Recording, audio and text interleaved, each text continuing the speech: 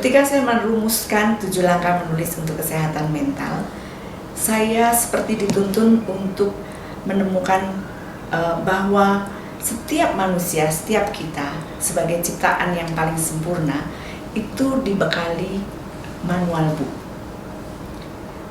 Seperti kalau kita beli handphone atau alat elektronik, selalu ada manual book. Tapi kita tidak pernah membukanya sampai kita menemukan handphone atau alat elektronik yang kita miliki itu tidak berfungsi. Baru kita cari manual booknya di mana ya, buku panduannya di mana ya, kalau begini bagaimana ya, kalau begitu bagaimana ya.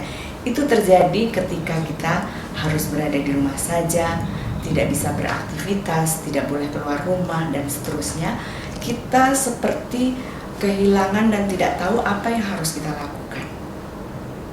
Kemudian kita melakukan refleksi, merenung, memahami diri sendiri, dan saat itulah saya menemukan bahwa ketika kita melihat pada diri kita sendiri, go inside, ke dalam hati kita, ke dalam kehidupan kita, mencermati apa yang terjadi dengan diri kita, mempelajari bagaimana perasaan kita, saat itulah kita menemukan bahwa sebetulnya kita tidak membutuhkan bantuan siapapun. Yang tahu bagaimana mengatasi kecemasan, yang tahu bagaimana mengatasi ketakutan, kekhawatiran, dan sebagainya adalah diri kita sendiri. Nah, saya yakin kita semua dibekali dengan sebuah manual book. Bagaimana menemukannya?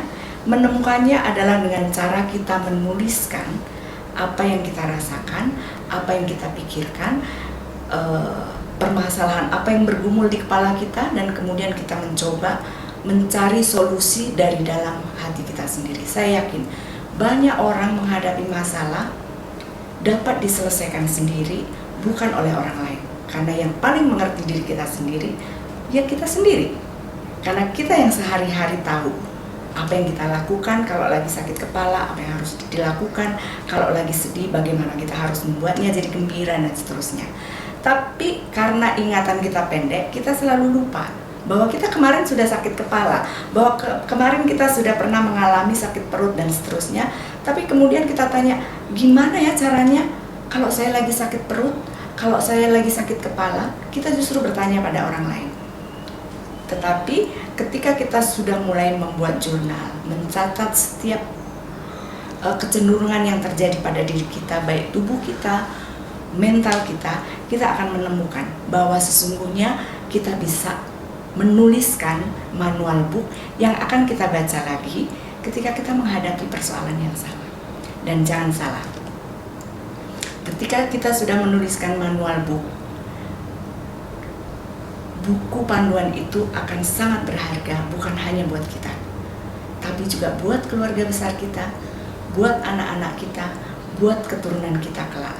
Bahwa ada seseorang di keluarga kita yang pernah mencatat apa yang dilakukan, apa perjuangan apa yang pernah dilakukan, permasalahan apa yang pernah dihadapi, dan bagaimana cara mengatasinya.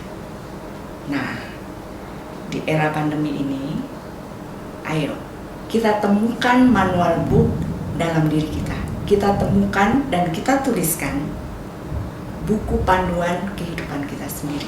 Saya yakin kita pasti bisa.